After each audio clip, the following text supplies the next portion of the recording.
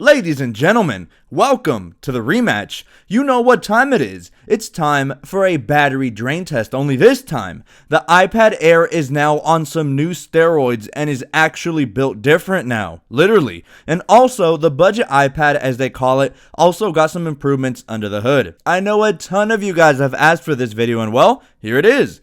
If you're already a subscriber, welcome back, and if you're new here, I would suggest exiting full screen and hitting that subscribe button, or at the very minimum, give this video an early thumbs up, as these videos are painstakingly tedious to put together.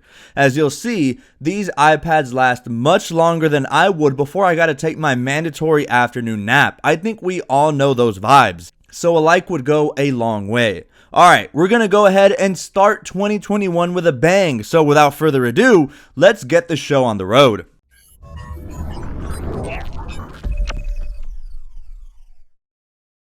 Whoa, slow down now, slow your horses. I know you guys are ready to see hands being thrown and a tech bloodbath, but before we start, we do have to go over who is competing in today's showdown and also show the tail of the tape. So, in front of you are the majority of the more pertinent tech specs that are important when purchasing an iPad. I, for one, consider battery life as a huge deciding factor when buying tech, as I'm sure a lot of you guys do too. As I always mention before drain tests, the main things you want to look out for is physical battery size, display size, and also the screen resolution. But as we all know, what Apple claims for battery life on their website quite often is not the case. Which is why I love making these videos for y'all, so we can all get a better idea of battery life from our beloved machines by mimicking real world use. And now, going over our combatants from left to right, making a return, we have the 5th generation iPad mini that hasn't seen an update in almost 2 years. Then, our reigning champ enters the battlefield, the all-new 8th gen iPad that now features Apple's A12 Bionic chip with the Neural Engine. That Neural Engine and new chipset might make it so that our champ retains its gold, but who knows? The lineup this year is crazy. Then, we have the iPad Air with a complete makeover. No more home button. No sir, it left that in 2020 and said new year, new me. Come on folks, give it up to the heavy favorite this time around, the all-new iPad Air 4th generation. And finally, we have the 11-inch and 12.9-inch iPad Pros with the LiDAR scanner back, and both are hungry to take home the gold. Who do you think is going to win it? Pause this video right now and give me your thoughts in the comments below. Alright, time to begin. As always, careful consideration and attention to detail has been placed so that we have an even playing field. All iPads are hooked up to the same Wi-Fi network. We have True Tone turned off, auto brightness disabled. I got Siri to turn down the brightness to 50% on each device, yada yada. I think you get the idea. And because none of these iPads feature an OLED panel and instead are LCD, each iPad has its own respective dank wallpaper so you can keep track. Only OLED panels will consume varying amounts of power depending on what wallpaper is being used, since each individual pixel is being lit up, but we should be good on all these LCD panels. Alright, let's begin. Here we go. Round number 1, and this one is pretty self-explanatory. For this one, I had the same camera settings across all 5 iPads and filmed this very interesting video of my wall for 30 minutes. This is to replicate those that may use their iPad's camera here and there to capture video, although I always thought, especially on the bigger iPads like the 12.9-inch, that taking pictures or video with it just looks goofy. Looks like you're taking pictures with a frying pan, to be honest. But after a quick 30 minutes, all 5 iPads are flexing their gains, with the iPad mini coming in at 94%, whereas our new budget 10.2-inch iPad coming in barely breaking a sweat at 99%. But hold on, what's this? The iPad Air said same, because it's also at 99%, followed closely behind by the 11-inch at 98%, and finally, the 12.9-inch also matched up with its smaller Pro counterpart, as it too drops 2 percentage points to 98%. So after a single round, all 5 iPads are standing mighty and strong. We now head into round number 2. One of my favorite ways to consume media is most definitely on an iPad.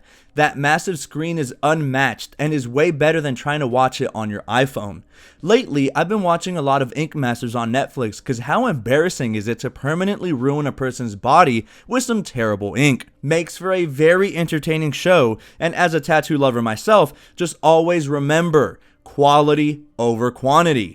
So just like millions of others do, I cranked up Netflix, put on a good show, and spent endless hours watching it when really we could be doing other more productive things, but I blame COVID. After 3 straight hours of streaming, the Mini can be seen suffering quite a bit as it dropped to less than half capacity, at 45% to be exact.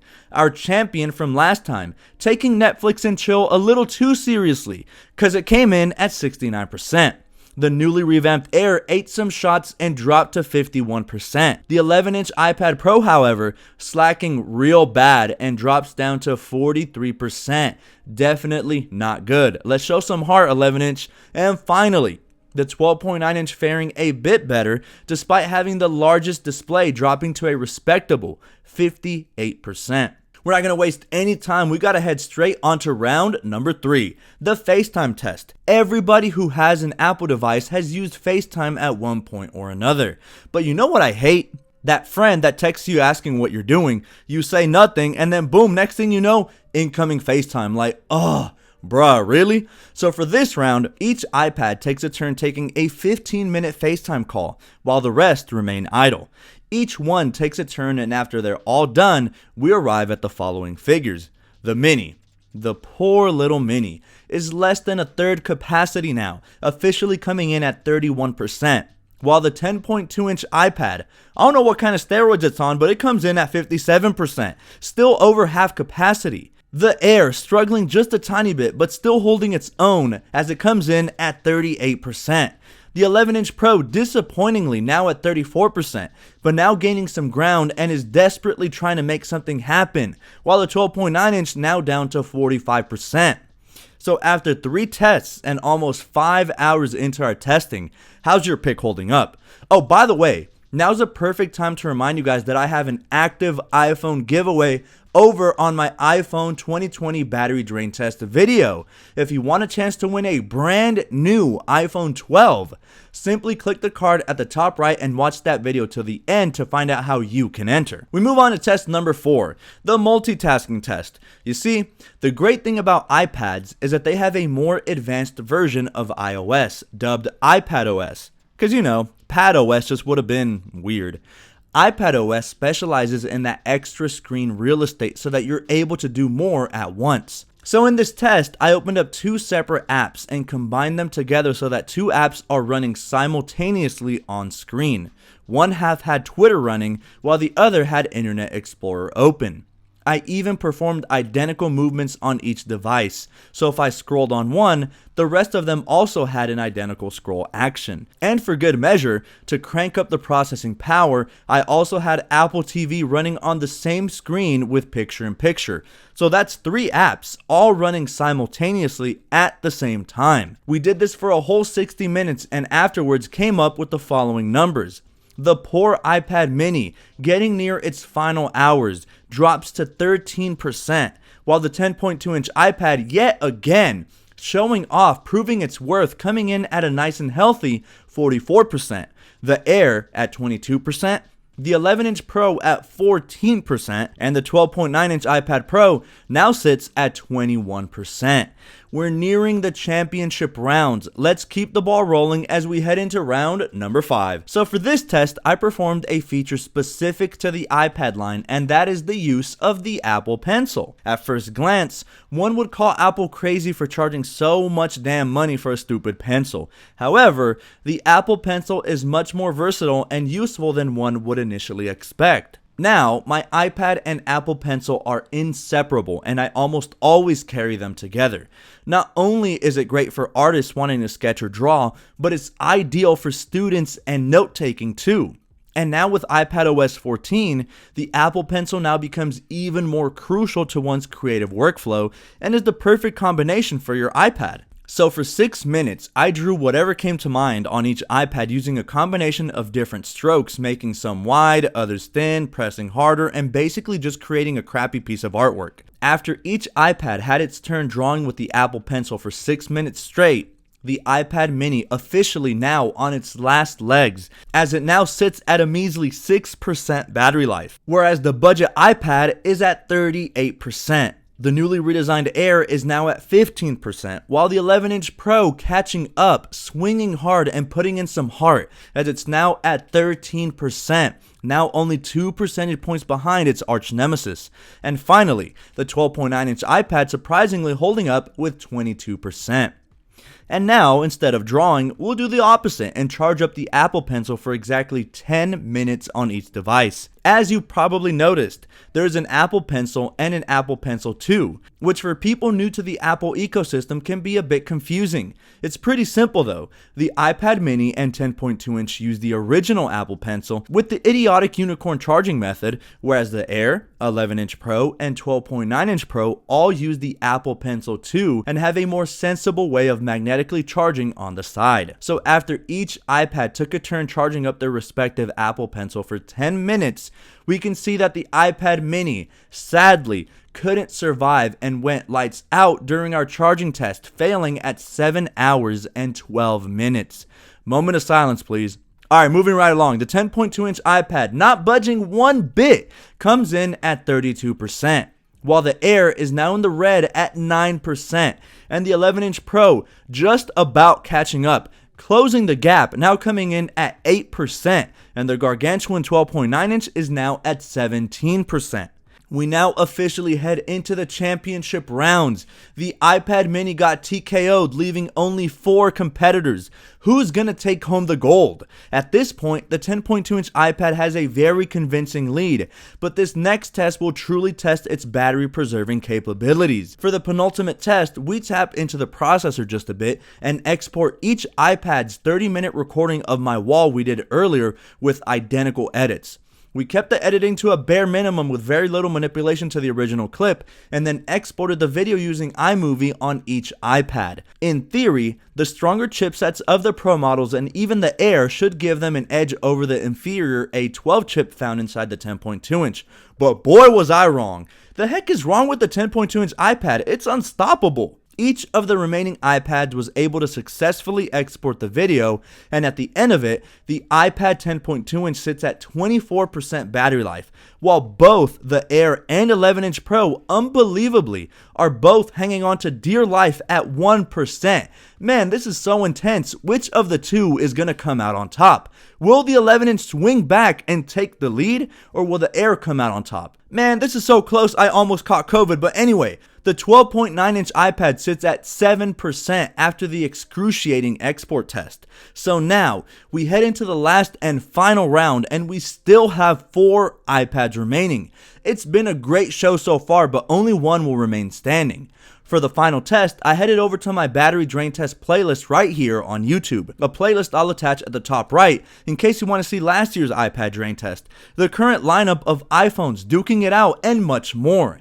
We fired up the playlist, started playing the same video on each device, and I was on the fence whether to hit up McDonald's drive-thru, but I remembered how late it was and could almost guarantee their ice cream machine was broken and a very limited menu. In other words, big cat by McDonald's as usual. So I decided to stay, and glad I did, since sadly, the 11-inch lost the battle and succumbed to the grueling drain test shortly after, tapping out at 7 hours and 59 minutes, only minutes into the YouTube test. Its arch nemesis, the Air, wasn't far behind at all, failing just 5 minutes later, officially throwing in the towel at 8 hours and 4 minutes.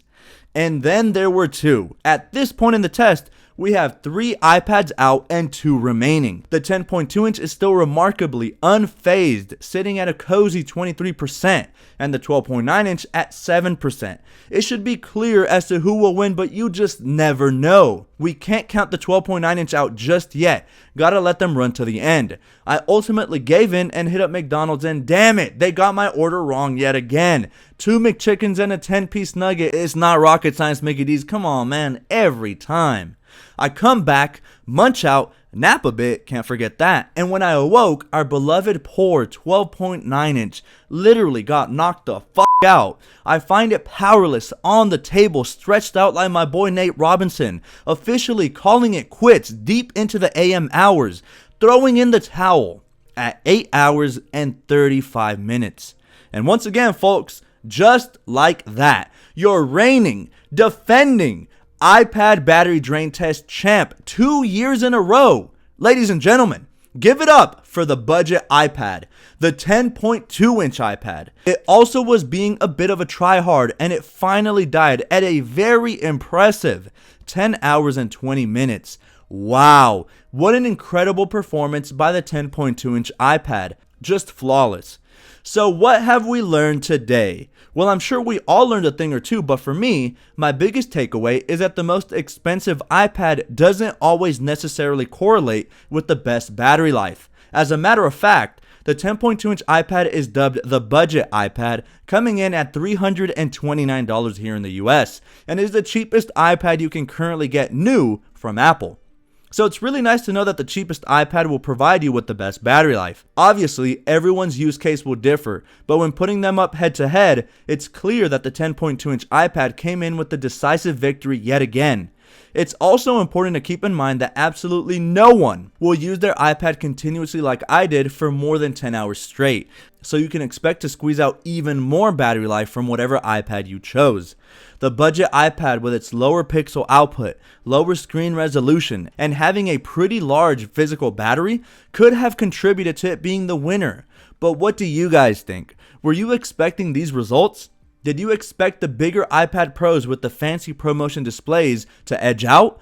I actually had my money on the budget iPad even before performing the test based off last year's test, but man, I was shocked it was able to last significantly longer than the rest of the competition.